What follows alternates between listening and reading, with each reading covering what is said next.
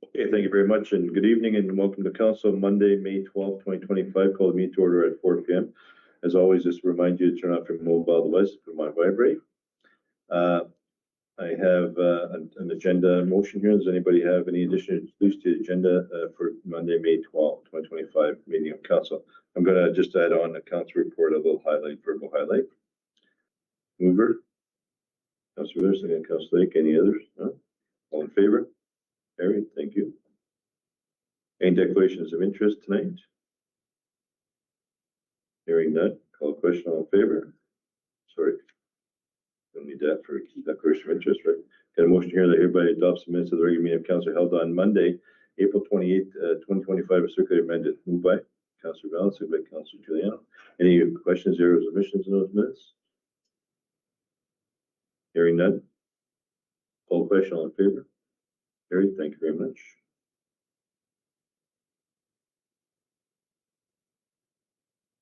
Okay, I have just a little letter I received in the mail for recognition. This is from the Canadian Association of Municipalities Administrators. So, you know, our CEO, Mr. Skorczynski, sits on this body, and obviously gets together with them and recognizes some of the things that CAOs do in Ontario, and of course, discussions around Canada. But the letter states that clearly, Long Service Recognition Awards, a program Canadian Association of Municipalities Administrators, CAMA, is dedicated to honoring and celebrating the dedication of our members of public service and municipal management and the cornerstone and priority of our associations. These awards are based on the duration of full-time paid employment in municipal government, specifically management roles such as chief administrative officers and those reporting directly to them. Recognition is granted at the 10-year mark and subsequently at 5-year intervals after that. This year, it is our privilege to acknowledge the commitment of your chief administrative officer, CEO, Clerk, Director of Economic Development, Mr. Daryl Skorczynski, for his remarkable 10 years of service in the municipal government management roles. Daryl's dedication to his role has undoubtedly contributed to the advancement of your municipality, and we are pleased to recognize his achievements within our organization. His recognition pin has been mailed to him directly. We invite you to assist in recognizing Daryl, which I'm doing tonight in this milestone, and perhaps through a special presentation at City Council. We don't have a special presentation, but I just want to recognize you in this letter form. You'll get your pin, but I appreciate all the hard work you do. Thank you very much. I will meet with CEOs locally, regularly with NOMA and the NEMO, and they talk about the various issues around our region, specifically in Northwestern Ontario. So it's a great team they have, and you guys have a great relationship with each other, and they bounce stuff off each other, so it benefits all of us as municipalities. So thank you again. But next we have student council reports. Councillor Anthony, please. All right, thanks, Mayor, and good afternoon to Mayor and Council. The snow is officially cleared and the lines are being painted on the soccer field in preparation for this week's NSSS semifinals here in Marathon. We're excited to welcome athletes from Chateau Jeunesse of Long Lac, Nippigan Red Rock District High School, and Lake Superior High School of Terrace Bay. Come out Wednesday and Thursday to watch Falcons in action on the pitch. In other sports news, we have concluded the badminton season at OPSA in Halton, where KO Lake delivered an impressive performance in singles, unfortunately falling short in the B quarterfinals. Additionally, the duo of Willow Boylo and Brody Pittman was eliminated in the C qualifier. We commend the outstanding performances and representation of Marathon High School at OPSA, and we extend our gratitude to the community coaches who took time out of their busy schedules to make the trip.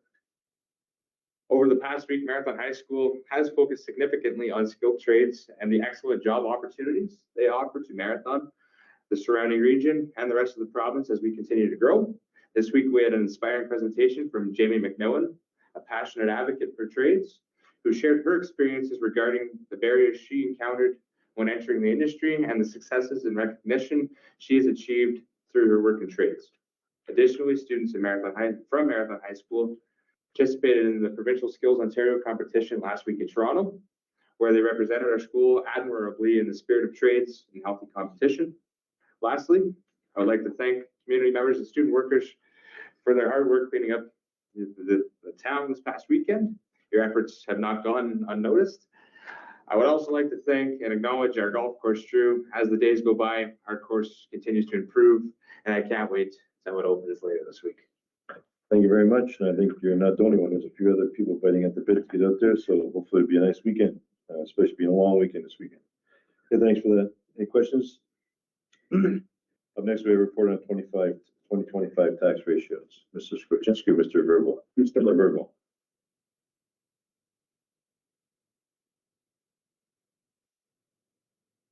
Good evening, Mayor and Council. Section 308 of the Municipal Act requires single-tier municipalities to pass a bylaw each year to establish the tax ratios for the taxation year. Section 313 describes tax reductions for vacant and excess land in the commercial and industrial tax classes. Tax ratios establish the relative tax burden for each property class. Council has the authority to adopt alternative ratios as long as they fall within the provincial range of fairness, which is multi-res 1 to 1.1 and all other classes 0.6 to 1.1. Since our ratios fall outside the range of fairness, we can only move closer towards these ranges. Historically, the province has provided other options utilizing revenue neutral transaction ratios to mitigate tax shifts amongst the tax classes because of reassessment. Due to the province's assessment deferral, revenue neutral ratios are not permitted for 2025. Administration is proposing no change to the tax ratios and recognizes the new class called aggregate extraction. To illustrate the effect of tax ratios, assume a house and a business are both assessed to be worth $100,000. If the tax rate for the residential is 3%, the homeowner would pay $3,000 in municipal property tax. The business owner would pay 3% times 1.25 ratio to get 3.75% times 100,000, meaning they would pay $3,750 in taxes. With the overhaul of property assessment in 1998, the province recognized that not all properties are classified in the commercial and industrial property classes were being occupied to the same extent. So it codified two subclasses. Vacant land is a property that has no accessible improvements or buildings. Excess land is property that has not been improved and is in excess of the amount of land required to support the improved portions of the land. The Ministry of Finance prescribes tax rate reductions percentages of 30% for the commercial properties and 35% for the industrial properties. 2017, the province granted flexibility to municipalities to alter the reduction program by altering the discount outside the 30 to 35% range or even to eliminate them. The reduction for vacant commercial properties was eliminated as a town. Marathon has the optional class of parking/vacant, but excess commercial properties still receive a 30% reduction and vacant and excess industrial properties are given a 35% reduction. Changing the tax ratio does not generate more tax revenue. All it does is shift the burden amongst the classes. Increasing the tax ratios will expose revenue to a higher risk of tax write-offs. So the options are to approve bylaw 2101, approve the ratios as presented, or adopt the bylaw with amendment. Administration is recommending that option A be selected, establishing the ratios as detailed in bylaw 2101. Great, thanks for that report. I have a motion on council. Everybody accepts the attached report and recommendation on 2025 tax ratios and further that the appropriate bylaw be adopted later in this meeting and that 2025 tax ratios and as detailed in the report. Moved by Councillor Bell, second by Councillor Lake. Any questions, Mr. Verbo?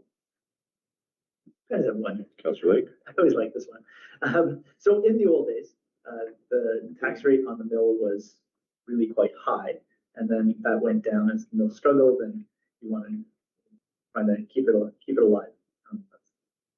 Best accurate story, but if one were to try to increase the large industrial rate again back to those old rates from the 80s, the government would just say no, or do you do it in your hand slap, or you Cannot do it. Cannot do it because it's outside the range of fairness, which is 0.6 to 1.1. And right now, those large industrial projects have a ratio of 2.63, which is the maximum that can be utilized.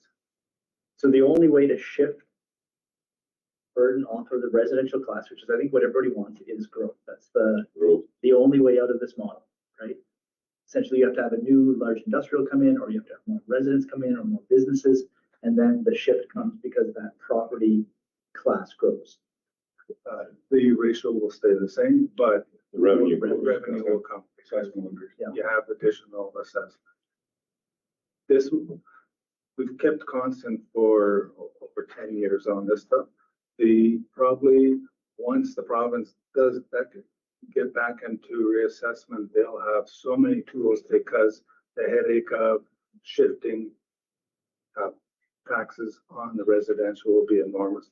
Because houses in Marathon aren't, they used to be $90,000, now average is $250,000. Who's buying a business for that amount of money? Nobody. But that's a conversation for another time. Right, and I think this is a good point to illustrate the effect of the tax ratio. It's a good educational tool because that's what will happen once the impact reassesses the homes and does the reassessment, whenever that might be, 25, 26, 27, who knows? But when it does take place, that's where the residential educational program will have to be, for the understanding that it's not going to be 3%. We'll have to adjust that ratio, whatever that looks like, based on the assessed value. One question I do have is that this was always been a sore point with the municipality. So the province granted flexibility to municipalities to alter the reduction program by altering a discount outside the 30-35% range to eliminate them. The reduction for vacant commercial properties was eliminated. Vacant commercial properties totally, but within the commercial For property, the town. right? Council agreed to get rid of it because we already have a tax class called parking/vacant land. No, yeah, but on the second part of that, vacancies, when an individual commercial property like a mall or a small multi-unit facility has one or two vacancies within it, we give them the rate discount if they apply to the municipality, correct? Nope. We eliminate that. Is that part of that elimination?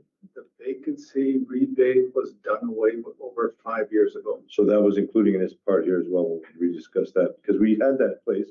We used to have to go check all the time, and that's gone. Over 5 years ago, that was a program that the province heard so many problems Oh, with yeah. municipalities policing it. So they said, if you want, you can get rid of it. And we jumped on it and said, bye-bye. Well, because it was like if your kid goes away to school and you're like, well, I'm not using that. Empty room, I yeah. want a reduction on my. Yeah, well, taxes. it was a pain. So an example of vacant property or excess property would be the mall. So this, the land between the fire department and the mall is classified as excess because it's not needed for them to operate a mall. So they have a lower rate. For that piece of vacancy within the mall. Just for that one. Okay. That makes sense. Okay. And we've kept it in with the industrial, again, to give us more flexibility should any large industrial complex such as PGM or another mine open up. We'll have those tools. Well, and Mr. Skrzycki and I have met with Minister of Finance and ministerial people for the last decade around the mining sector, for example. The special interest properties that are presented to councils, and yet their assessed value is way below the actual real sale value of that property and the assets that's within that property. But it's a special interest property, so we negotiated a deal, I think, 2 terms ago, two cycles ago, for a very low amount, but then it was dealt with and it was not being brought back up. But in reality, if you build a new mine today at $1 billion, the assessed value of the assets on that property are not $1 billion, don't get me wrong, but there's buildings that are going to be worth hundreds of thousands, maybe millions, and there's many of them, so the value goes up dramatically, but yet the assessment. Municipalities have no say in the No, I matter. We tried with the Red Lake many times, and we just get no traction. We got the settlement agreement that we all agreed upon being a settlement, but not to readjust it. So I'm fine with the 2.63 ratio for now, and when and if the government. Committee to discuss how to deal with the next reassessment. Yes. And I'm sure special property group is also something. Absolutely. So we'll just wait for that to see what happens after the impact assessments are done. So with all that being said, anybody have any more questions? Mr. Verbal? Okay, I'll call for the question. All in favor of that? Okay, thank you.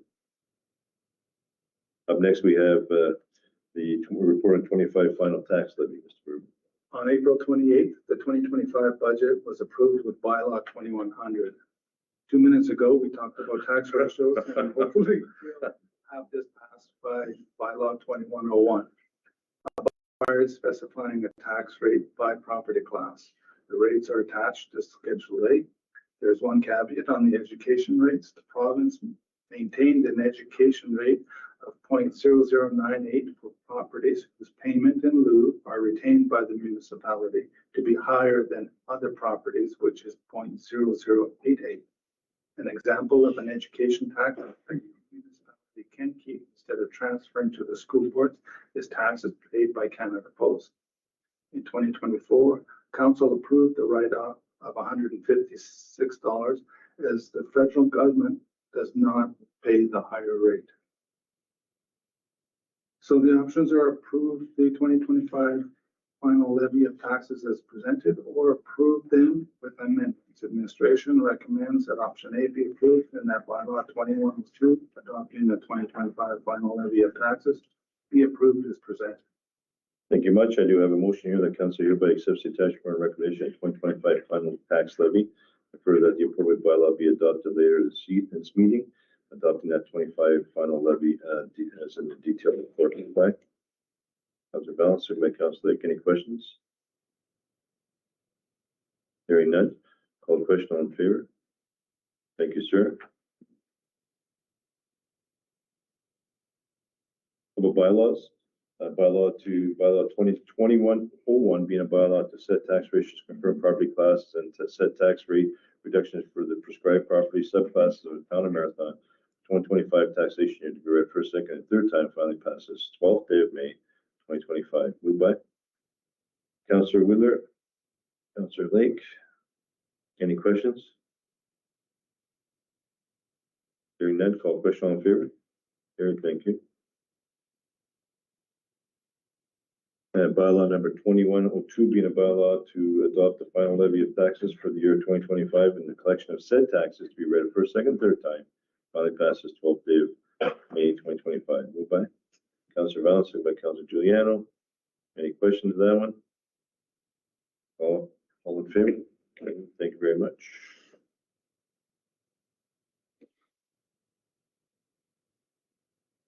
And bylaw 2103 being a bylaw to adopt an acting deputy clerk for the corporation of Town of Marathon to be read first, second, and third time and finally pass. You want to report on that?